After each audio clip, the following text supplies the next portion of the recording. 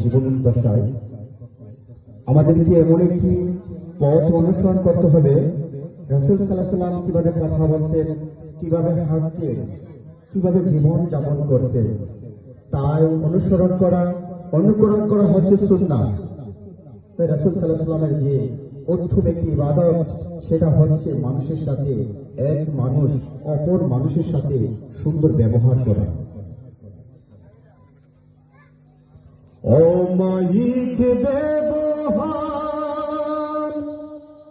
যার মুখে আছে,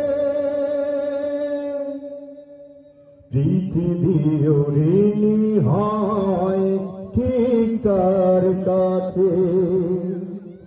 অমায়িক ব্যবহার যার মুখে আছে, পৃথিবী ঋণী হয় ঠিক তার কাছে।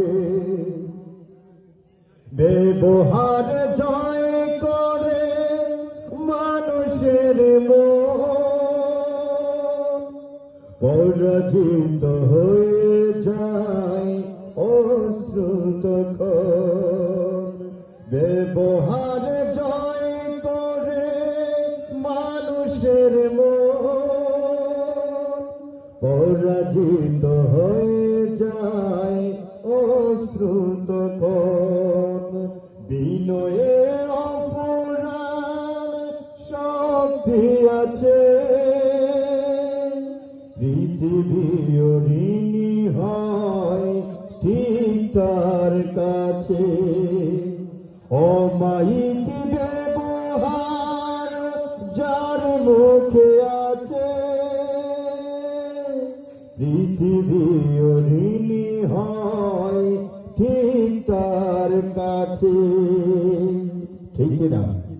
রাসূল পাক সাল্লাল্লাহু আলাইহি ওয়াসাল্লামের তার আচরণ বিধির লগ্নে আমরা তাকে অনুসরণ করব। সুন্নাহকে মানতে হলে আমাদেরকে রাসূল সাল্লাল্লাহু আলাইহি ওয়াসাল্লামের আদর্শগুলোকে মেনে চলাই আমাদের সুন্নাহ। আচরণ ভালো যার সেই তো ভালো, যার কাছে গেলে বারে মনের আলো। আচরণ ভালো যার সেই তো ভালো, যার কাছে গেলে বারে মনের আলো। যে মানত সৎ নিজেরই কাছে, পৃথিবী ঋণী হয় ঠিক তার কাছে। পৃথিবী ঋণী হয় ঠিক তার কাছে। অমায়িক ব্যবহার যার মুখে